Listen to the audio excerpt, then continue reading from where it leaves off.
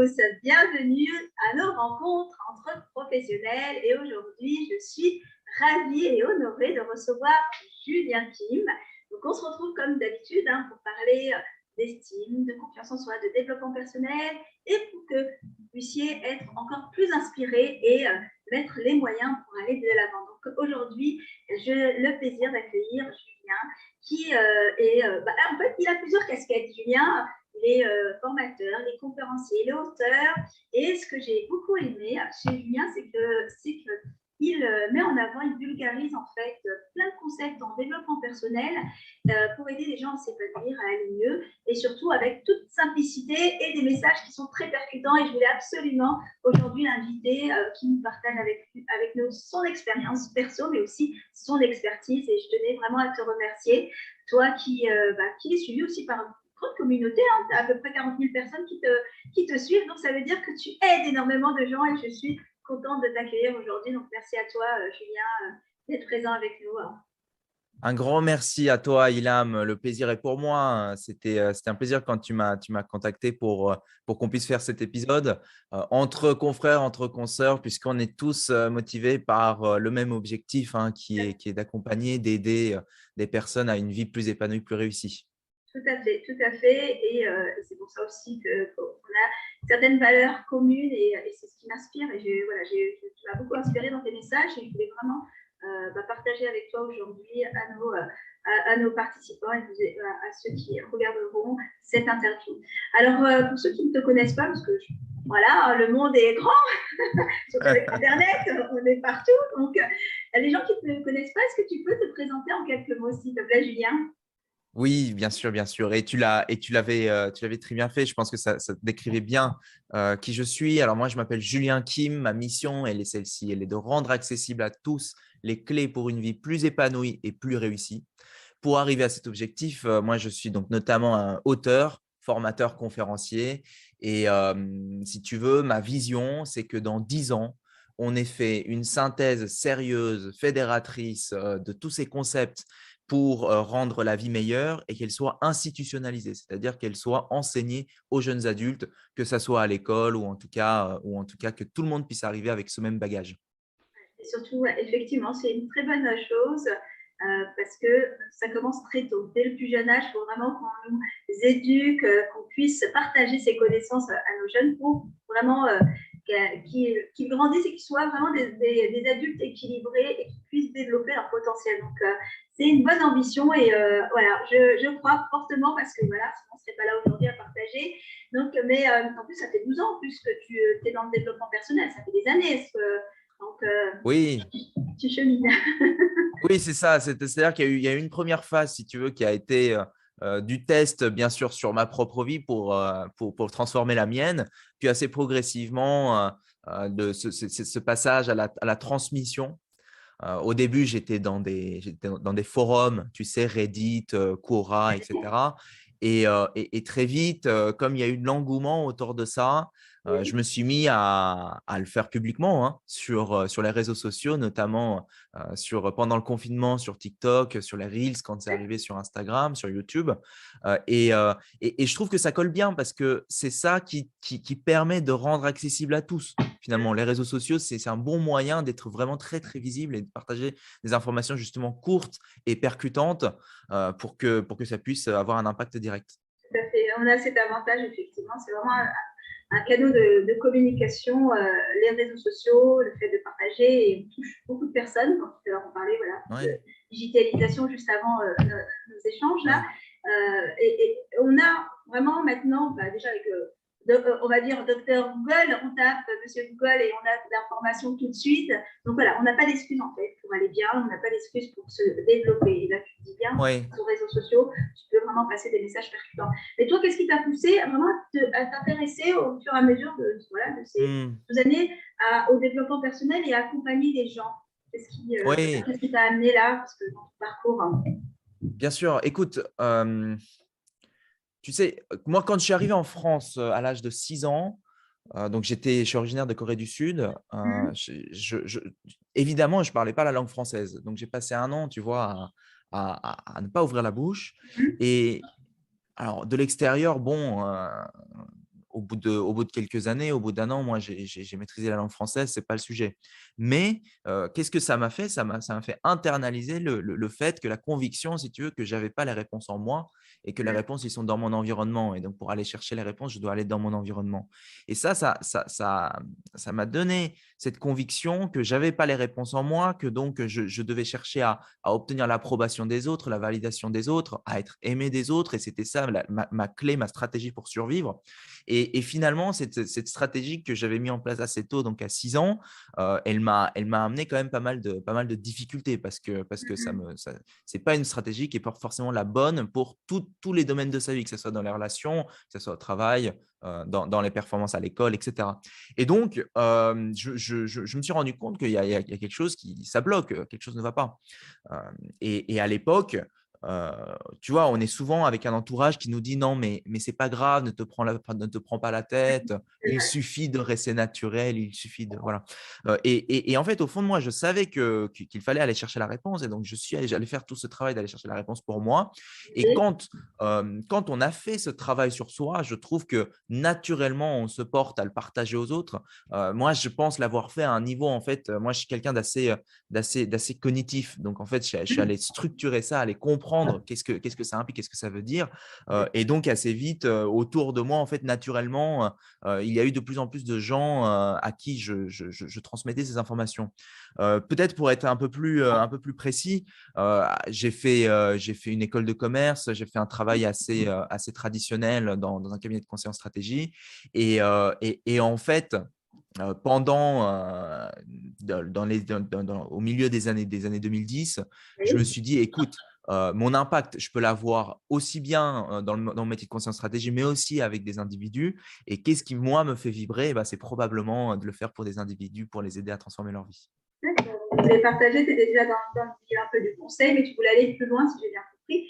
Et ton expérience de vie et notamment ces ressources externes que tu es parti chercher, puisqu'on a tous ces ressources internes, mais on a besoin, tu as dit, tu t'es appuyé de ce qu'il y avait dans ton environnement, que tu es parti chercher à l'extérieur, t'ont permis de te développer et en même temps, ce qui t'a permis aussi à impacter, à influencer les autres. C'est très bon. Et c'est ce qui t'a amené aujourd'hui à partager, partager tes connaissances. Je pense que tu remarques, parce que c'est aussi ton domaine d'expertise, que souvent les gens manquent de confiance. Là, tu as cru en fait en toi, je pense, pour pouvoir arriver à sortir peut-être de ta zone, voilà, où là, tu étais salarié, tu étais conseiller, tu étais dans le conseil. Là, tu t'es mis à aller chercher quelque chose de plus fort, plus aligné peut-être avec toi, avec toi-même. Mais voilà, je pense que c'est ta confiance en toi, tu me dis si je me trompe, qui t'a permis de le faire, le fait que tu croyais en tes capacités. Est-ce que ça a été le cas? Parce qu'aujourd'hui, Ouais. malheureusement, le manque Oh, de confiance. écoute, non, c'est intéressant parce qu'en fait, je pense que j'en profite pour définir en fait ce que c'est la confiance en soi. J'allais te poser la question. Alors, en plus, tu m'as devancé parce que c'est une question que je pose toujours Ouais, à nos professionnels. La première question, après la présentation de qui ils sont. ouais. Pour toi, si tu devais la définir, effectivement, ce serait quoi? Parce qu'on n'a pas du tout la même notion de la confiance en soi. Donc, c'est quoi pour toi? Oui, et je vais m'en servir pour répondre à ta question Ouais, précédente, ouais, hein. c'est Donc, en fait, la confiance en soi, moi, la façon dont je définis, c'est que c'est un état interne, hein. C'est un état ressource dans lequel, et cet état, en fait, c'est un ensemble de convictions, c'est-à-dire que c'est un schéma de pensée qui font que moi, j'ai la certitude d'avoir les ressources, les capacités nécessaires pour faire face à ce qui va m'arriver dans le futur.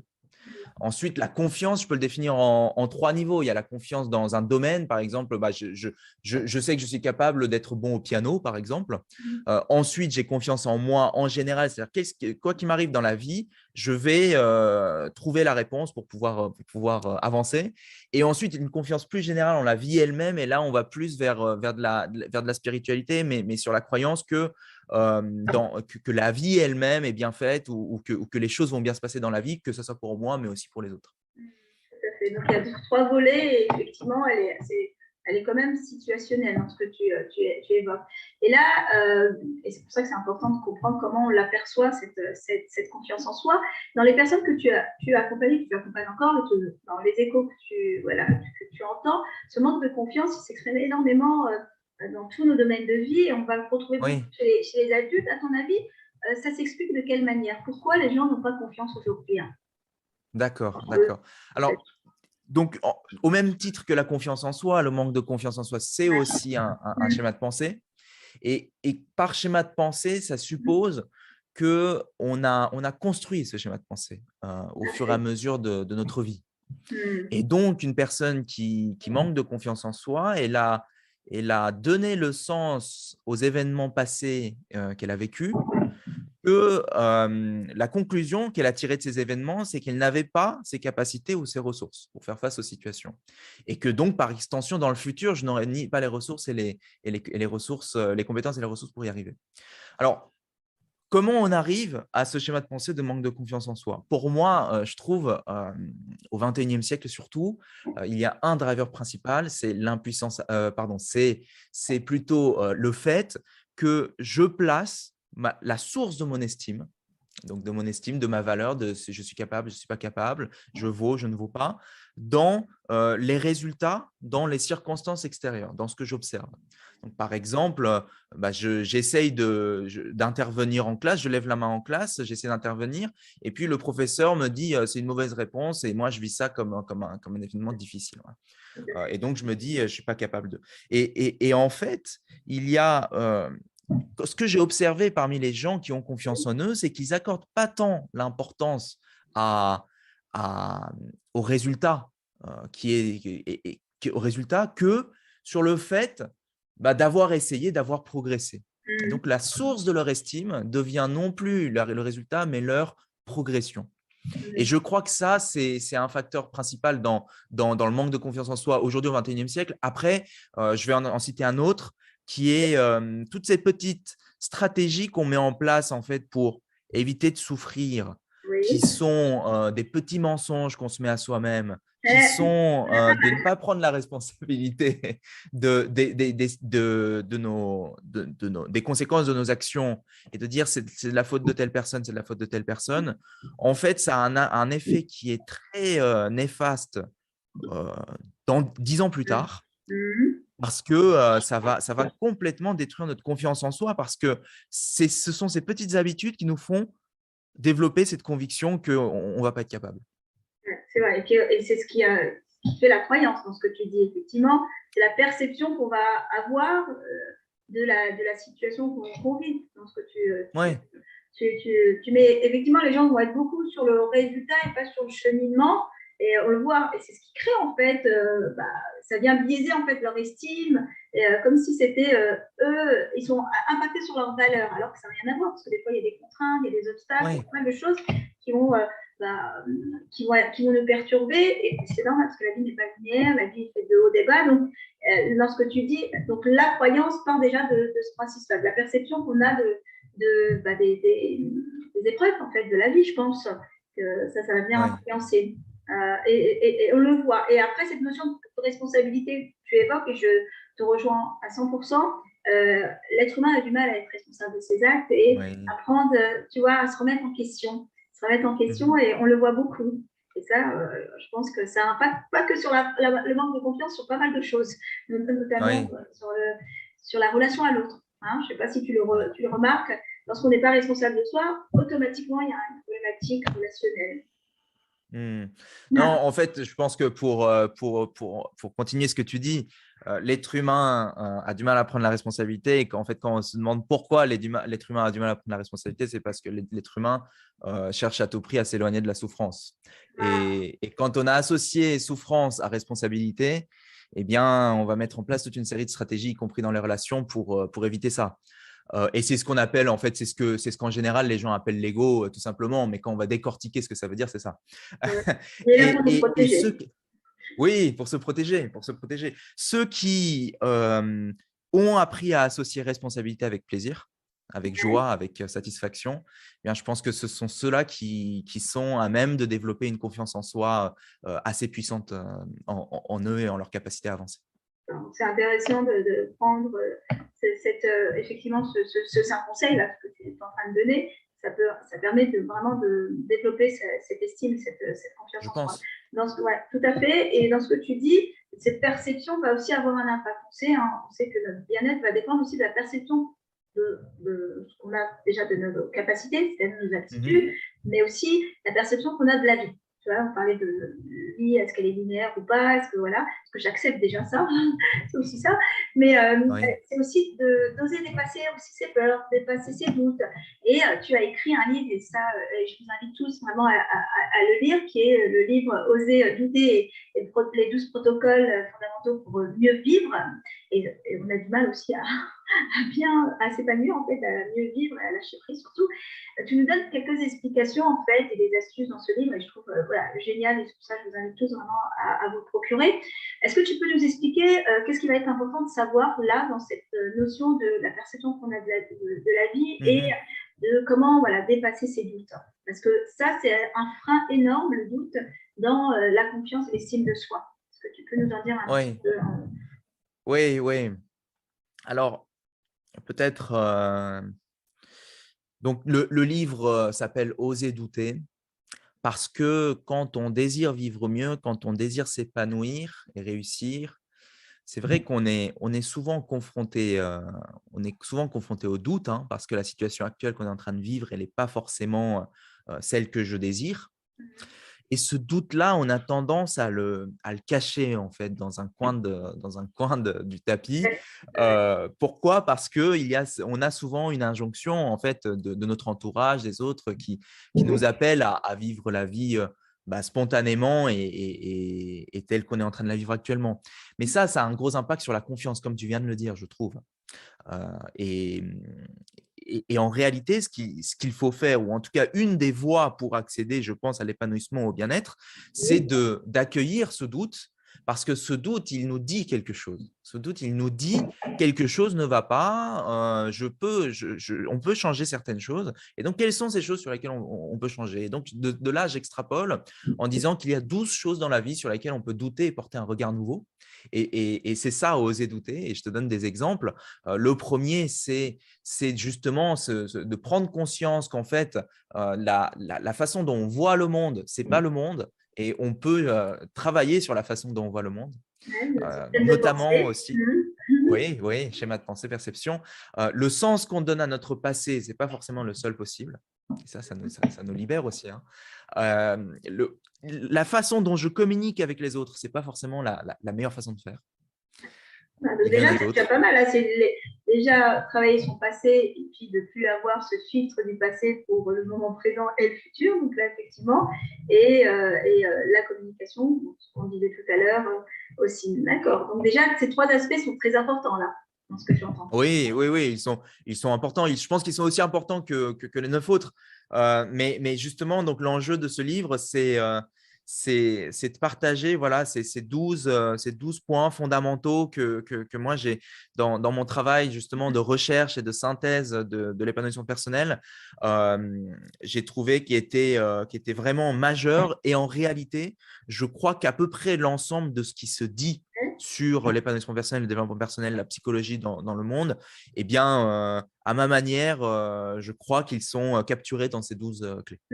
Oui, c'est ce que j'ai aimé, le fait que tu aies fait une synthèse en fait de voilà, toutes ces recherches que tu as pu faire sur ces 12 années, dans ce qui ressort, ce qui est pertinent en fait de connaître pour pouvoir s'épanouir et vivre mieux. Parce on a tout pour être bien. Ce que moi je dis tout le temps aussi aux Oui, personnes que j'accompagne depuis des années, c'est oui, c'est simplement maintenant de s'autoriser à aller mieux et puis de comprendre en fait le process. Et c'est un peu ce que tu partages là dans tes protocoles. Euh, oui, à comprendre et à appliquer, tout simplement, à appliquer au quotidien. Donc, oui. je trouve que c'est un très bon livre et là, tu l'expliques vraiment. Donc, de partir de la base pour petit à petit le vivre au quotidien. Au quotidien. Oui, je voudrais ajouter un point, hein, Ilham, Ouais, en fait, c'est vas-y. que, Mmh. c'est que on est suffisant, c'est-à-dire qu'on a cette capacité, mais en fait, on n'a pas forcément en nous une capacité qui est pleine et finie. C'est-à-dire qu'on a la capacité à aller chercher cette capacité, on a la capacité à aller chercher à l'extérieur ces ressources. Et si on essaie de le faire par nous-mêmes, on peut peut-être prendre 10 ans à résoudre un problème que en lisant un livre, on le résoudrait en un instant. Et c'est ça l'importance aussi d'aller chercher des ressources à l'extérieur. Non, mais c'est super intéressant ce que tu dis, cette phrase que tu as dit, on est suffisant. Effectivement, on n'a pas conscience en fait de ses ressources, comme tu dis, c'est-à-dire ce potentiel. Mhm. On l'a tous, et puis on a aussi cette capacité de résilience. Chaque être humain arrive à surmonter si on s'autorise à être connecté à cette capacité en nous de résilience, que voilà, plus ou moins grande selon les épreuves aussi, et puis la personnalité de la Ouais, personne. Et dans ce que tu dis, c'est d'aller chercher, de s'autoriser à aller chercher à l'extérieur pour développer ce ouais. potentiel. En plus qui est déjà en nous, en fait, tout simplement maintenant se reconnecter à lui. Et c'est important de l'entendre, et ce que dit Julien dans ce que tu viens d'évoquer, c'est vraiment de le conscientiser, de l'avoir, de prendre conscience que voilà, on est sur, et on le voit. Je ne sais pas si on le constate, les personnes qui n'ont pas du tout les capacités, par exemple physiques, si on prend sur les personnes qui partent de zéro et qui ont un Ouais. handicap physique, pas de membres, et qui arrivent à faire de grandes choses extraordinaires. Et voilà, les choses qu'on trouvait impossibles, ils ont réussi à le faire. Voilà, là, ça montre bien ce que tu évoques, ça illustre bien vraiment toutes ces capacités sont en nous. Il faut simplement enclencher le truc, et puis et croire, et puis voilà, de lire, comme tu as dit, un livre qu'on peut lire peut déclencher des choses, peut être enclencheur d'un changement, et de quelque chose qui peut vraiment nous amener à développer ces ressources en nous, en fait, tout simplement, je pense. Hein, je sais pas. Je te rejoins parfaitement, Ilham. Ça me parle, tu vois. Je trouve que c'est. Et la question que j'aimerais aussi te poser, parce que tu vois, donc là, tu es investi, tu partages, tu as cru en toi, et voilà, et ça te nourrit, je pense. Je sais pas, Ouais, ça te nourrit, mais tu nourris aussi les gens, tu vois, dans ce que tu apportes, parce que voilà, se libérer, on tend tous à s'épanouir. Et tu l'as dit, ouais. on évite la souffrance. Ça, c'est ce que tu as évoqué tout à l'heure. Effectivement, c'est deux choses qui fait tourner un peu le monde, c'est éviter la souffrance et accéder au bonheur. Et donc, on a tous cette envie, cette ambition d'être bien dans sa vie, mais des fois, on n'ose pas faire. Et tu as Hmm. cru en toi, et j'aurais bien aimé te poser la question. Beaucoup de personnes ont du mal à croire en leurs rêves. Et est-ce que tu peux, toi, par rapport à ce que tu as pu voir et constater dans les personnes que tu as pu accompagner, quelles seraient les petites astuces, les petits conseils que tu pourrais nous partager pour aider les gens à croire en fait à leurs rêves, et puis à apprendre à se dépasser? Alors, ce serait quels conseils tu pourrais nous donner encore, en plus de bien sûr de ton Ouais. livre qu'on ira, que les gens liront? Oui, alors Ilham, parce que c'est important, je reviens sur la question que tu as posée avant. Tu m'as Ah dit, oui, tu, dis-moi. tu as cru en toi, tu as eu confiance en toi. Et donc, je veux expliciter ce point pour pouvoir répondre justement à ta question qui est quels sont les conseils que tu pourrais donner aux gens pour croire en leurs rêves. Et donc, pour répondre à ça, si tu veux, moi, j'étais parti avec un set de schémas de pensée qui était je suis quelqu'un de très je crois que ce que ma mère m'avait donné, c'est tu es quelqu'un de très intelligent. Et ensuite, tu feras de belles choses dans la vie. Donc, ce sont ces deux schémas de pensée qui avaient nourri au départ mon parcours. Ensuite, avec toutes mes découvertes, j'ai laissé tomber le premier schéma de pensée, c'est-à-dire tu es quelqu'un d'intelligent. Parce que tu es quelqu'un d'intelligent, pour moi, c'est pas forcément. Enfin, il y a des sources de confiance qui peuvent porter plus loin que ça, qui est un trait de personnalité, on va dire. Tout à fait. Donc, donc moi, j'ai changé ma façon de voir la source de ma confiance en moi dans je suis, tant que j'avance, tant que j'accélère et tant que je donne, Oui. je ne peux qu'avancer et je ne peux que créer. Donc, en ayant cette conviction centrale au milieu, je crois que de l'extérieur, ça ressemble à de la confiance en soi. Et je crois qu'on peut définir ça comme un certain niveau de confiance en Tu soi. l'as développé en fait, en créant tes propres désirs en fait, en évoluant. Donc, Oui, voilà. oui, parce qu'au moment où on prend conscience qu'on est maître de la façon dont on pense et des convictions intimes qu'on a, on peut créer ce qu'on désire avoir. Alors justement, comment est-ce que si je ne crois pas en mes rêves et si je n'ai pas confiance en moi, je peux passer d'un état où je n'ai pas confiance en moi à un état où j'ai confiance en moi? C'est une vraie question. Et donc, si je ne crois pas en mes rêves, c'est qu'à un niveau, je pense que c'est impossible ou alors que c'est trop difficile. que le jeu n'en vaut pas la chandelle. Et donc, on parlait de souffrance-plaisir, que j'ai plus de souffrance à aller vers ce que je veux qu'à rester là où je suis. C'est probablement dans quelque chose comme ça que je suis actuellement si je ne crois pas en mes rêves et que je n'avance pas. Et donc, la première clé, c'est de douter de ça. Et donc, c'est de se demander, est-ce que c'est réellement impossible? Est-ce que c'est réellement trop difficile? Et c'est comme ça que je commence dans mes ateliers. Et en fait, on peut aller remplacer ces croyances par des croyances plus fortes. Ensuite, on va aller aussi vérifier dans la réalité ces choses-là. C'est-à-dire qu'en passant à l'action, en ayant des premiers résultats positifs, eh bien, on va commencer à se dire, OK, ce n'est pas que dans ma tête. Je vois bien que ma peur de ne pas réussir, eh bien, elle n'est pas 100% vraie. Il y a des moments où je peux réussir un petit peu. Voilà. Et en fait, moi, j'ai une vision qui est très holistique, c'est-à-dire qu'en fait, on travaille sur différents domaines en même temps. Et c'est pour ça que dans le programme, on a 9 ateliers. Et pour t'en parler, pour en prendre juste un ou deux exemples, tu sais, Oui, on a parlé de… oui, c'est plus concret. Moi, j'aime bien quand tu donnes des exemples. Ouais, Très bien. on Vas-y, a parlé t'en de… prie. On a parlé de se libérer des blessures de son passé. On parle ensuite de se libérer en fait des mécanismes d'auto-sabotage, de toutes ces excuses. Tu vois, on a parlé de responsabilité tout à l'heure, toutes ces choses-là. On apprend à associer la source de notre estime à autre chose que la réussite ou l'échec. On apprend à savoir ce dont je rêve, c'est quoi ce que je veux exactement, parce que quand j'ai une vision claire de ce que je veux exactement, quand je progresse, j'ai de la dopamine, de la sérotonine, j'ai toutes ces Hormones, hormones transmetteurs, ouais.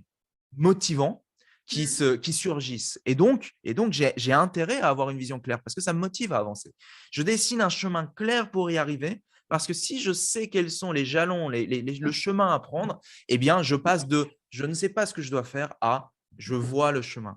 Tout ça, ça contribue à développer une confiance en soi puissante et forte. Tout à fait. Et c'est bien parce que tu interroges en fait des personnes à revoir leurs croyances Ouais. limitantes, les croyances qui ne sont pas aidantes, pour vraiment reprogrammer de nouvelles croyances, comme tu l'évoquais, et par étapes. Donc là, on voit bien le process qui est important, c'est de travailler ces blessures du passé qui est vraiment la base de tout, d'enlever les petites couches là qui nous parasitent inconsciemment, tu vois. C'est Oui. très bien parce que tu évoques plus et vraiment de voir aussi ces fameux autosaboteurs, effectivement, on en a pas mal des autosaboteurs, hein. Donc ça commence très tôt, hein, notre plus jeune âge, tu vois, et on développe, on porte ça avec nous. Et c'est vraiment intéressant de mettre le lien avec le côté physiologique. Quand tu parles de dopamine, de sécréter les hormones qui vont nous permettre d'être en action, et je trouve que ça super pertinent parce que c'est ce qui va faire le changement, en fait, dans tout ce que tu dis, Ouais. dans tes accompagnements, et c'est pertinent de comprendre ça. Donc, ça passe déjà par réinterroger la base, qu'est-ce qui fait que je ne crois pas, parce que pour moi, c'est impossible. Et ça, on ne se pose pas, en fait. Tu dis non, je n'ai pas les capacités. Et si tu t'interroges vraiment et que tu rentres sur ces deux facteurs que tu as dit, les deux causes, il y a plein de choses qui se débloquent. Donc, notez-le, hein, parce que c'est important de travailler ces deux aspects que tu viens d'évoquer. Hein. Mais non, c'est super intéressant. Donc, pour en dire un peu plus par rapport à ton programme, parce que voilà, il aide énormément de gens. C'est un programme en ligne. Si tu peux nous en dire un peu plus. Donc là, tu as parlé des étapes. Oui. Donc, il est holistique, il est global, en humain dans la globalité, c'est ça.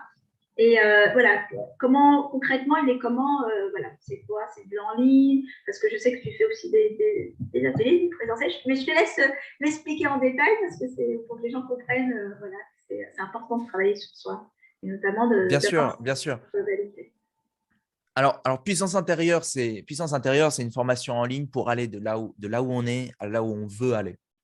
On se retrouve bloqué, on sait pas, et souvent on ne sait pas trop expliquer pourquoi on est bloqué, pourquoi on a peur, pourquoi on procrastine, pourquoi on n'est pas motivé. Ça, c'est des symptômes en fait de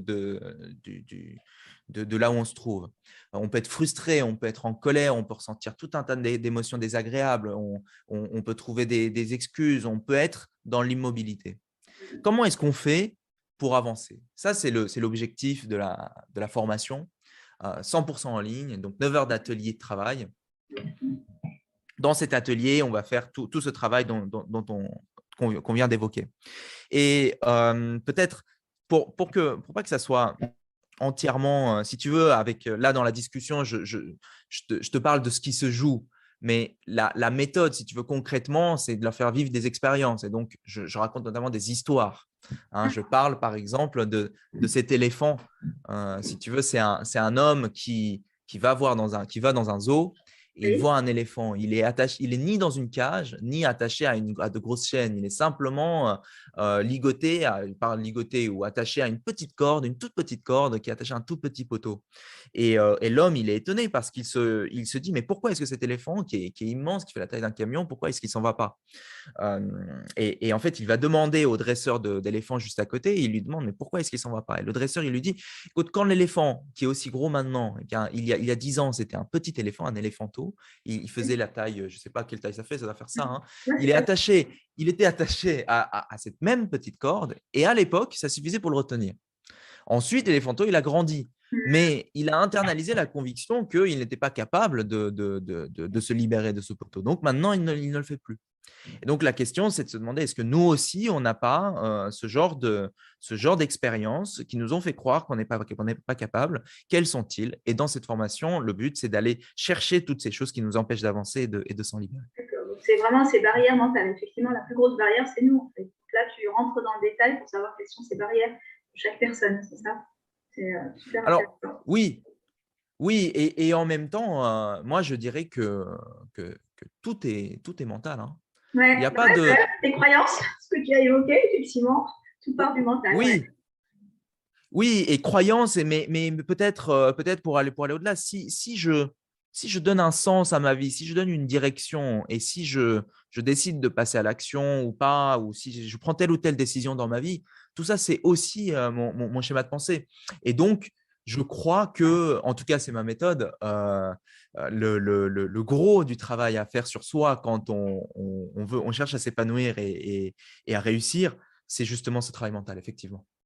C'est la base de tout, hein. C'est notre cerveau, les perceptions qu'on a du monde, la perception, ce système de pensée qui est souvent faussé en fait par rapport à la réalité, la vraie réalité, hein, que chacun va avoir sa réalité. Et c'est vraiment la base de tout, de le travailler dans ce protocole-là, dans cet accompagnement est essentiel. Et ça, voilà, je trouve que c'est… et on ne le fait pas assez en fait. On fait pas assez, on s'interroge pas assez sur comment on pense, quelles sont les croyances qui nous paralysent ou bien qui nous mettent pas en avant, en fait, qui nous tirent pas vers le haut. Et c'est le travail que tu fais dans ton programme. Donc, je trouve que c'est super intéressant. Et puis, c'est la base de tout, en fait, pour travailler vraiment. Donc, d'accord. Donc, il y a ces volets-là. Donc, c'est un accompagnement sur une durée de combien de temps pour voilà, un peu technique, Hmm. même si je te pose des… C'est important parce que les gens souvent ne perçoivent pas, en fait, la réalité d'un travail sur soi. Donc c'est pour ça, et puis je sais que Hmm. voilà, tu en donnes beaucoup, tu partages beaucoup sur la toile, des choses, mais à un moment donné, c'est bien beau d'avoir des messages, de lire des livres, etc., pour passer à l'action et le travail de fond qu'il faut faire. Et voilà, c'est pour ça que j'accentue beaucoup que tu nous expliques un peu tout en détail, tu vois. Donc Oui. c'est pour ça. D'accord, je comprends. Écoute, là, on vient de boucler les séances. Donc, C'est des 9 cycles de séances en combien de 9 temps? 9, semaines. 9, d'accord. Ouais, oui. 9 séances en 9 semaines. Donc, des séances qui durent entre 1 heure, 1 h 30, qui sont sur des thématiques bien précises. Et maintenant, la formation, elle est disponible en ligne et donc, tu vois, en streaming. Donc, une Ouais, personne qui prend la formation, elle a accès à tout ça à son rythme, disponible 24 heures sur 24 c'est bien. Pas de sur la pression. plateforme. Il n'y a pas de pression. Pardon? J'ai dit, il n'y a pas de Il y a pas pression comme ça, vous n'avez pas d'excuses. Voilà, vous pouvez avancer à votre rythme C'est et ça, c'est ça, important. absolument. C'est ça. C'est super intéressant. Et excuse-moi, tu voulais peut-être rajouter quelque chose? J'ai peut-être. Oui, oui, alors sur le volet formation, oui, c'est ça. Ça, c'est la formation. Là, je suis actuellement en train de développer la deuxième formation qui va être en fait plus orientée sur la réussite sociale. Ah, Euh, intéressant. Ah, ça, Ouais, c'est intéressant. parce qu'ici, on se porte, si tu veux, sur un travail intérieur qui est plus porté sur, on va dire, guérison et se recentrer sur le bon axe. Je suis en train de développer donc un programme qui s'appellera probablement quelque chose autour de réussite sociale, ambition, quelque chose comme ça, parce qu'on a quand même beaucoup de jeunes hommes et femmes qui sont ambitieux, qui sont désireux d'avancer, mais qui n'ont pas forcément justement des ressources externes pour les aider à avancer. essayer d'en savoir plus et tu nous diras, tu m'enverras les liens, je le mettrai sur la vidéo aussi. Donc voilà, pour les personnes. Et effectivement, on fait un travail d'introspection. L'intérieur, maintenant, c'est aussi l'extérieur et c'est très bien de faire cette formation et je trouve que c'est pertinent aussi. C'est pertinent. Un dernier conseil, si tu devais donner un dernier conseil, Julien, qui pourrait, on va dire, un ou deux derniers conseils, même si tu nous as beaucoup partagé aujourd'hui et je te remercie encore, un dernier conseil pour équilibrer ces domaines de vie, c'est-à-dire les personnes qui veulent s'épanouir et équilibrer tous ces domaines de vie, parce que voilà, on parle de la sphère sociale pour le dernier, le côté, ça fait partie d'un domaine. Quels seraient ces deux conseils pour rééquilibrer ces domaines de vie, pour être épanoui le plus dans ces domaines de vie? Ce serait quoi pour toi? Pour moi, ce qui est primordial, c'est d'avoir une vision claire. Et c'est primordial parce que tout part en fait de ce qu'on veut. De ce qu'on veut. Et je sais qu'une partie de la population peut penser moi, je vis l'instant présent, je vis les choses comme elles viennent spontanément. Et c'est bien, et c'est bien, et c'est une bonne façon de vivre.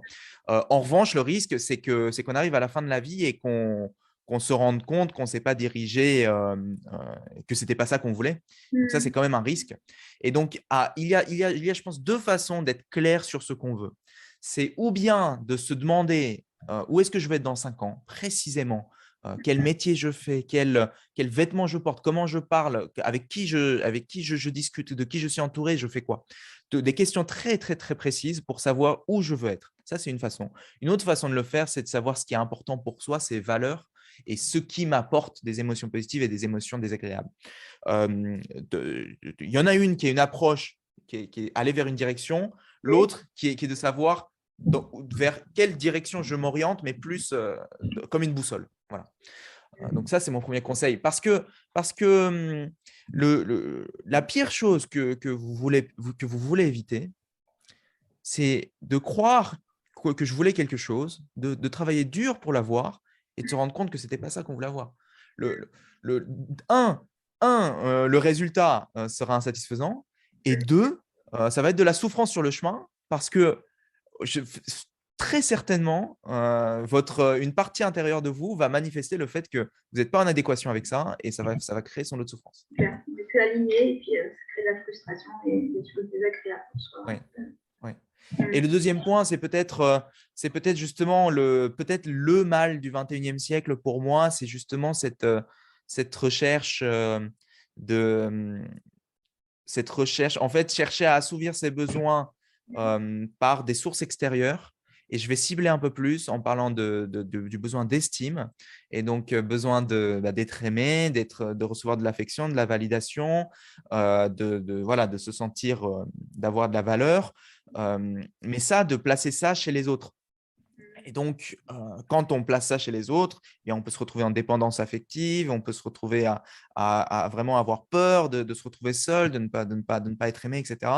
Donc là-dessus, il y a un travail à faire. Enfin, si vous en souffrez, hein, si vous n'en souffrez pas, vous n'êtes pas obligé de faire ce travail, mais vous avez intérêt, si vous en souffrez, à apprendre à réinternaliser ça et à vous aimer vous-même, à vous estimer vous-même, à vous valider vous-même.